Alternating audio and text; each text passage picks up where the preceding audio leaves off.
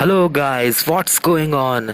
तो आज हम अपना न्यू टॉपिक स्टार्ट करेंगे जिसका नाम है zeroth law of thermodynamics. Zeroth law दिया था आर.एच. फाउलर ने 1931 में। तो इसका स्टेटमेंट देखते हैं क्या होता है। If a body A is in thermal equilibrium with body C and body B is in thermal equilibrium with body C, then A and B will be in thermal equilibrium with each other. इसको simple इस तरीके से समझते हैं कि एक body ए है जो बॉडी सी से थर्मल इक्विलिब्रियम है, मतलब दोनों का टेम्परेचर सेम है, कोई हीट ट्रांसफ़र नहीं हो रही है। और वही सी बॉडी बॉडी बी से भी थर्मल इक्विलिब्रियम में है, दोनों बी और सी के बीच में भी हीट ट्रांसफ़र नहीं हो रहा है। तो ए और बी भी हम ये समझ लेंगे कि थर्मल इक्विलिब्रियम में है। और तो यहाँ पे जो बॉडी सी है वो एक तरीके से थर्मोमीटर की तरह एक्ट करेगी। देखिए, हम थर्मल इक्विलिब्रियम का एक और एग्जांपल देखते हैं। मान लीजिए एक रूम में 3 चेयर रखी हैं, एक वुडन चेयर, एक आयरन चेयर और एक फाइबर चेयर, और वो बहुत देर से एक रूम में रखी हुई है, एसी रूम में। उसका टेम्परेचर कांस्टेंट है उस रूम का। तो आपसे पूछा जाए कि तीनों में से कौन सी चेयर ज़्यादा ठंडी होगी या आप किस में बैठना पसंद, तो आप कहेंगे कि आयरन चेयर ज़्यादा ठंडी होगी। मगर ऐसा नहीं है, उनके बीच में थर्मल इक्विलिब्रियम आ चुका है, वो तीनों ही चेयर एक टेम्परेचर में है। लेकिन ये हमें ऐसा महसूस क्यों होता है? क्योंकि हॉटनेस और coldness is a feeling associated with heat transfer rate. मतलब हॉटनेस और कोल्डनेस एक फीलिंग है जो एसोसिएट होती है हीट ट्रांसफ़र रेट से। आपकी बॉडी और आयरन चेयर के बीच में हीट ट्रांसफर अलग रेट से होगा, ही वुड चेयर और आपके बीच में हीट ट्रांसफर रेट अलग ढंग से होगा। और उसी तरह से फाइबर चेयर और आपकी बॉडी के बीच में हीट ट्रांसफर रेट अलग होगा। इसलिए आपको टेम्परेचर में डिफरेंस दिखता है, लेकिन एक्चुअल में टेम्परेचर डिफरेंस होता नहीं है, क्योंकि हॉटनेस और coldness is a feeling associated with heat transfer rate. तो इसी तरह जीरोथ लॉ की हेल्प से हम टेम्परेचर को भी डिफाइन कर सकते हैं। कैसे? टेम्परेचर की एक बेसिक डेफिनेशन है the measure of how hot और कोल्ड समथिंग इज़, कि कोई चीज़ कितनी गर्म और ठंडी है, इसका मेजर हम टेम्परेचर से बताते हैं। लेकिन इसकी एग्जैक्ट डेफिनेशन देखी जाए तो temperature represents average random energy per unit molecule. मतलब मॉलिक्यूल के अंदर रैंडम एनर्जी कितनी है। अगर किसी कंटेनर में गैस भरी है और उसका टेम्परेचर ज़्यादा है तो जो मॉलिक्यूल्स हैं ज़्यादा रैंडमली मूव करेंगे, और अगर टेम्परेचर कम है तो रिलेटिवली कम मूव करेंगे।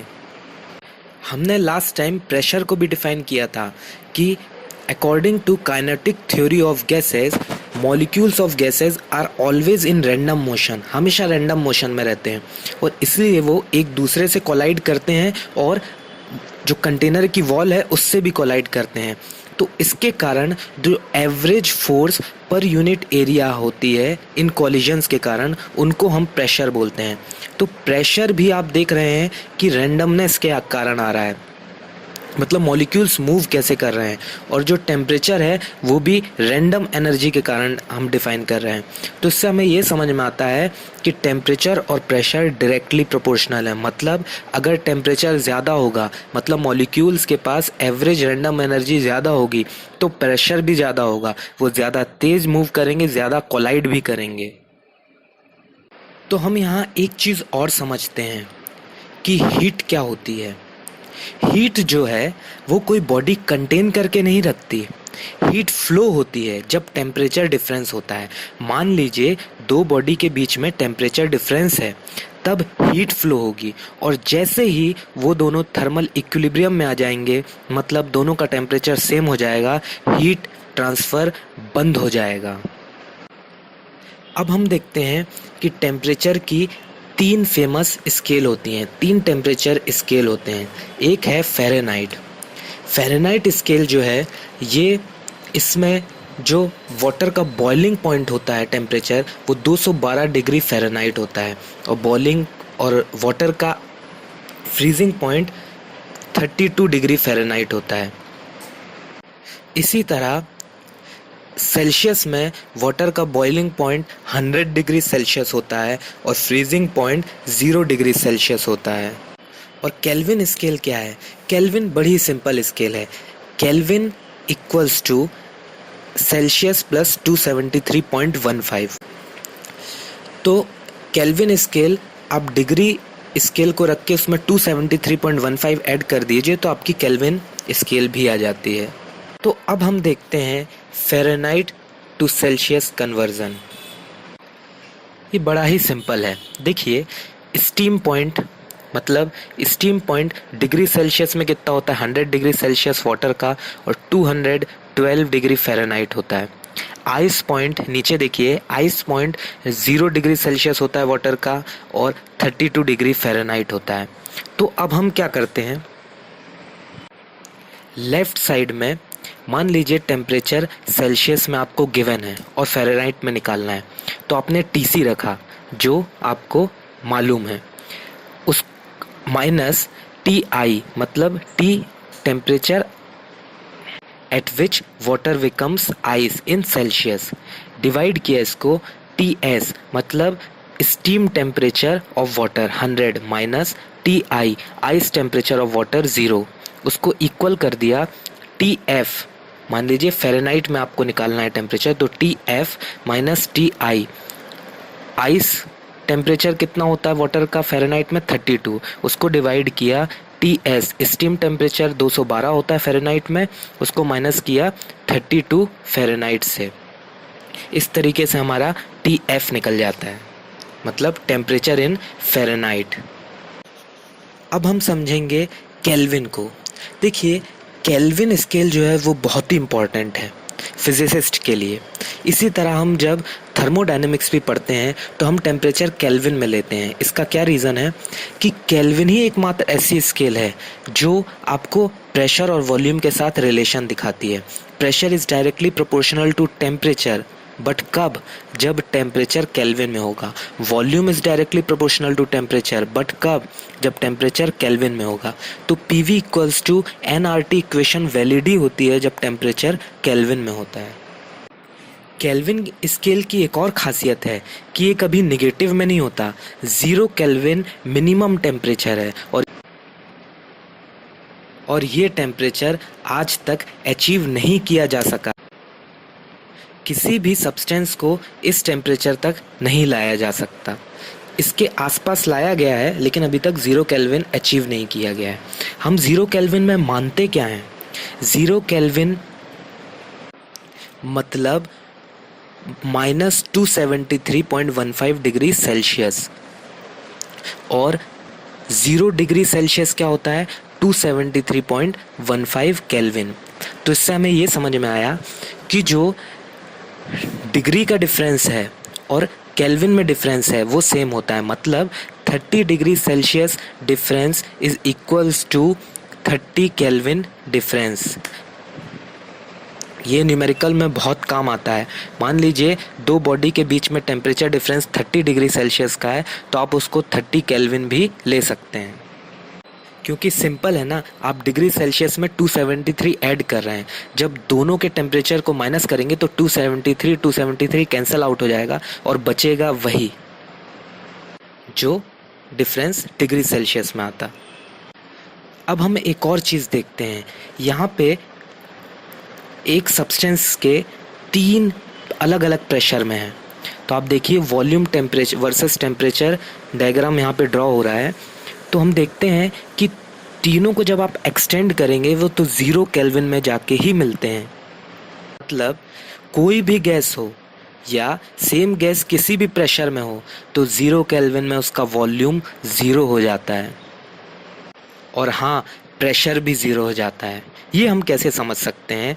क्योंकि 0 केल्विन पे जो मॉलिक्यूल्स की एनर्जी है वो 0 हो जाती है। जब मॉलिक्यूल्स की एनर्जी 0 होती है तो वो सरफेस के सतह में नीचे जाके बैठ जाते हैं। मान लीजिए एक पिस्टन सिलेंडर में गैस भरी हुई है, तो अगर आपने जो गैस मॉलिक्यूल्स को 0 केल्विन में लाए तो पूरे के पूरे गैस के मॉलिक्यूल्स जो हैं वो सतह में आके बैठ जाएंगे। तो क्या होगा, पिस्टन अपने आप नीचे चले जाएगा, वॉल्यूम ज़ीरो हो जाएगा। अब उनके पास एनर्जी नहीं है तो रैंडमनेस नहीं है, तो रैंडम एनर्जी नहीं है, तो इसका मतलब टेम्परेचर भी ज़ीरो हो जाएगा। अब वो एनर्जी नहीं है तो कोलाइड नहीं करेंगे, तो इससे प्रेशर भी ज़ीरो हो जाएगा। अब हम समझने की कोशिश करते हैं कि आखिर टेम्परेचर को कैसे नापा जाए। How to measure temperature. देखिए, टेम्परेचर डायरेक्टली मेज़र नहीं होता। जैसे कि आप अपना जो मरकरी थर्मोमीटर भी देखेंगे तो उसमें जो है आप टेम्परेचर मेज़र करते हैं तो जो मरकरी है उसका वॉल्यूम चेंज होता है, तो उससे आपने डिफ़ाइन कर दिया है कि अगर वॉल्यूम इतना चेंज होगा तो इतना फ़ारेनहाइट का अंतर आएगा, मतलब इतना टेम्परेचर हो गया। तो हम सिंपली कोई ना कोई प्रॉपर्टी, जैसे यहाँ पे वॉल्यूम चेंज लिया, ऐसे ही अलग अलग प्रॉपर्टी लेकर उनके चेंजेस को देखकर टेम्परेचर मेजर करते हैं। तो यहाँ देखिए हमारे 4 प्रकार के थर्मोमीटर हैं। पहला है थर्मोकपल, दूसरा है कांस्टेंट वॉल्यूम थर्मोमीटर, दूसरा है कांस्टेंट वॉल्यूम गैस थर्मोमीटर, तीसरा है कांस्टेंट प्रेशर गैस थर्मोमीटर और लास्ट है थर्मिस्टर और रेजिस्टेंस। अब हम समझते हैं कि थर्मोकपल क्या होता है। देखिए, जो थर्मोकपल है वो सीबेक इफेक्ट पे काम करता है। सीबेक इफेक्ट क्या होता है, अगर दो अलग अलग मेटल के वायर हैं, उनको आपने एंड से जॉइंट किया और उन जॉइंट्स को अलग अलग टेम्परेचर में रखा तो एक ईएमएफ डेवलप होता है और ईएमएफ करंट फ्लो करने लगता है। तो अब हमारा यहाँ पे हम टेम्परेचर कैसे मेजर करेंगे। मान लीजिए एक जॉइंट्स को आपने, जो 2 वायर के जॉइंट्स हैं, एक को एक टेम्परेचर में, नोन टेम्परेचर में रख दिया और दूसरे को अननोन, जिसका आपको मेजर करना है। तो एक ईएमएफ डेवलप होगा और करंट फ्लो होगा। वो कितना करंट फ्लो हो रहा है उससे आप अंदाज़ा लगा सकते हैं कि वो अननोन टेम्परेचर कितना होगा। तो यहाँ थर्मोमेट्रिक प्रॉपर्टी क्या प्रॉपर्टी, या तो ईएमएफ है या करंट है। और एक सीबेक इफेक्ट का ऑपोजिट होता है, जो होता है पेल्टियर इफेक्ट। पेल्टियर इफेक्ट में क्या होता है, आपने 2 अलग अलग मेटल को, आप यहाँ 2 अलग अलग मेटल के वायर को ज्वाइन करते हैं और इन पे करंट फ्लो करवाते हैं। तो करंट फ्लो करने से क्या होता है, दोनों जॉइंट्स में टेम्परेचर डिफरेंस आता है। एक जगह गर्म होता है, एक जगह ठंडा, और जहाँ कूलिंग होता है उसको आप रेफ्रिजरेशन में यूज़ करते हैं।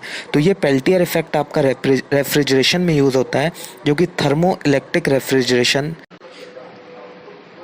जिसे कि थर्मो इलेक्ट्रिक रेफ्रिजरेशन कहा जाता है। अब दूसरा है हमारा कांस्टेंट वॉल्यूम गैस थर्मोमीटर। ये सिंपल गे-ल्यूसेक लॉ पे काम करता है। गे-ल्यूसेक लॉ क्या होता है कि pressure is directly proportional to temperature when volume is constant. तो ये सिंपल है कि हम एक बार कांस्टेंट वॉल्यूम में भरी हुई आइडल गैस को एक टेम्परेचर में, नोन टेम्परेचर में रखते हैं और प्रेशर मेजर करते हैं। फिर उसी कंटेनर को हम अननोन टेम्परेचर में रखते हैं और प्रेशर मेजर करते हैं। प्रेशर हमें दोनों बार पता चल गया, टेम्परेचर पता था, तो इससे हमें अननोन टेम्परेचर हम रिलेशन में रखकर अननोन टेम्परेचर पता लगा सकते हैं। तो यहाँ पे थर्मोमेट्रिक प्रॉपर्टी क्या हुई, प्रेशर के थ्रू आपने टेम्परेचर को पता लगाया। कांस्टेंट वॉल्यूम गैस थर्मोमीटर में आपकी अब आता है कांस्टेंट प्रेशर गैस थर्मोमीटर। ये चार्ल्स लॉ पे वर्क करता है।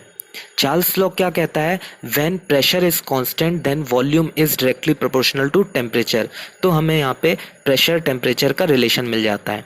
अब हम इसमें कैसे टेम्परेचर मेजर करते हैं। मान लीजिए आपने एक नोन टेम्परेचर पे उस पिस्टन सिलेंडर अरेंजमेंट को रखा और जो वॉल्यूम आया आपने वो नोट किया। अब अननोन टेम्परेचर में जाके अपने उस पिस्टन सिलेंडर अरेंजमेंट को रखा तो वॉल्यूम आया। वॉल्यूम दोनों बार पता चला, टेम्परेचर एक बार, तो हम इक्वेशन में रखकर अननोन टेम्परेचर फाइंड आउट कर सकते हैं। तो यहाँ कांस्टेंट प्रेशर गैस थर्मोमीटर में थर्मोमेट्रिक प्रॉपर्टी क्या हुई, वॉल्यूम। अब लास्ट है हमारा रेजिस्टेंस थर्मोमीटर और थर्मिस्टर। ये व्हीट स्टोन ब्रिज पे काम करता है। व्हीट स्टोन ब्रिज में 4 रेजिस्टर होते हैं।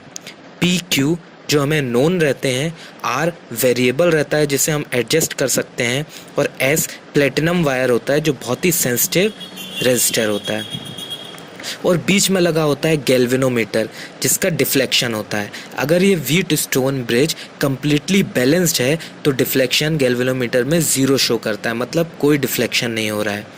तो ये जब कोई भी डिफ्लेक्शन नहीं होता है तो बैलेंस्ड व्हीट स्टोन ब्रिज की जो इक्वेशन बनती है वो P/Q = R/S होती है।